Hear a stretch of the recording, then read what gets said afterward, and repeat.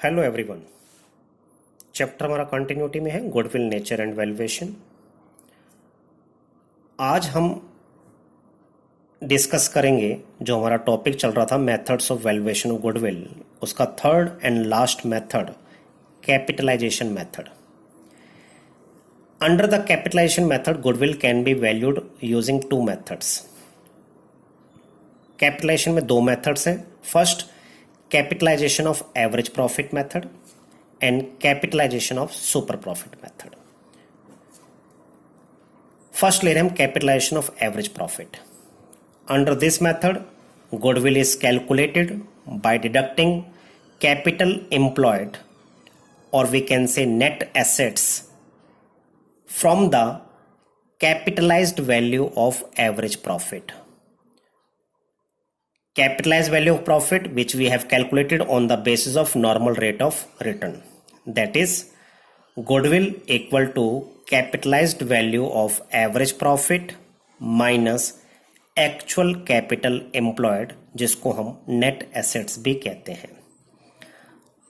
अब इसको तो फाइंड आउट करना आपने सीख लिया था सेकेंड मेथड में ही। कैपिटल एम्प्लॉयड को कैसे फाइंड आउट किया जाता है, नेट एसेट्स को कैसे फाइंड आउट किया जाता है, जिसमें आपने लायबिलिटी साइड अप्रोच और एसेट साइड अप्रोच दोनों अप्रोच से आपने सीखा था। अब आपने यहां पर सीखना है कि capitalised value of average profit कैसे फाइंड आउट करना है। Capitalised value of average profit को फाइंड आउट करने के लिए आपने एवरेज प्रॉफिट को डिवाइड कर देना है नॉर्मल रेट ऑफ रिटर्न से। जब हम एवरेज प्रॉफिट को नॉर्मल रेट ऑफ रिटर्न से डिवाइड करेंगे तो रेसिप्रोकल हो जाएगा रेट का। एवरेज प्रॉफिट इनटू 100 अपॉन में नॉर्मल रेट ऑफ रिटर्न। इस फॉर्मूले को यूज करके आपके पास capitalized value of average profit आ जाएगा। इसका ये मतलब बनता है कि इस एवरेज प्रॉफिट को कमाने के लिए हमें कितनी कैपिटल चाहिए, how much capital is required to earn this much average profit. तो उसमें से हमने क्या करना है कि जितनी इस एवरेज प्रॉफिट को कमाने के लिए जितनी कैपिटल हमें चाहिए उसमें से हम एक्चुअल कैपिटल को माइनस कर देंगे, तो दोनों का जो डिफरेंस होगा दैट विल बी गुडविल। इस पूरे कंसेप्ट को, इस पूरे फॉर्मूले को हम एक एग्जांपल की हेल्प से समझते हैं। एक एग्जांपल हमने लिया, a firm earn ₹60,000 as profit, the normal rate of return being 10%. Assets of the firm are ₹7,20,000 and liabilities are ₹2,40,000. Find the value of goodwill by capitalization of average profit method. हमें क्या given है बेटा इसमें? हमें इसमें given है actual और average profit given है ₹60,000 का। नॉर्मल रेट ऑफ रिटर्न 10% हमें गिवन है। हमें एसेट्स और लाइबिलिटीज गिवन है। एसेट्स और लाइबिलिटीज का डिफरेंस लेके हम नेट एसेट्स को फाइंड आउट कर लेंगे। नेट एसेट्स जिसको हम कैपिटल एम्प्लॉयड कहते हैं, एसेट्स माइनस लाइबिलिटीज। 7,20,000 माइनस 2,40,000, 4,80,000 हमारे पास नेट एसेट्स आ गई। फिर इसके बाद हमने जो फॉर्मूला है हमारा गुडविल का, capitalised value of average profit minus में नेट एसेट्स, तो सबसे पहले हम capitalised value of average profit को फाइंड आउट कर लेते हैं, जिसका फार्मूला है average profit into 100 upon normal rate of return.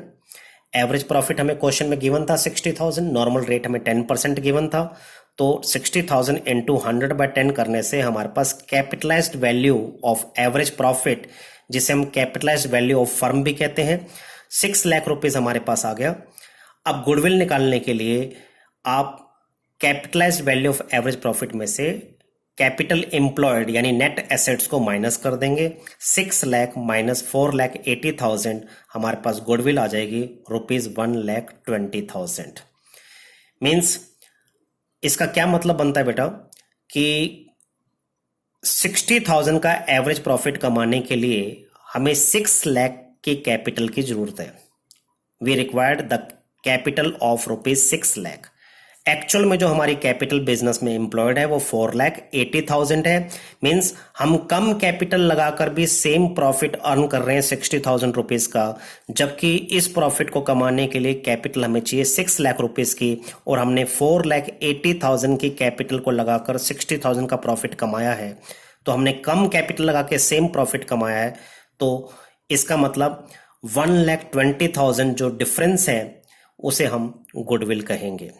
तो होप बेटा आपको ये क्लियर समझ में आ गया होगा कि किस तरीके से आपने गुडविल की वैल्यूएशन करनी है by capitalization of average profit method. Thank you बेटा and have a nice day.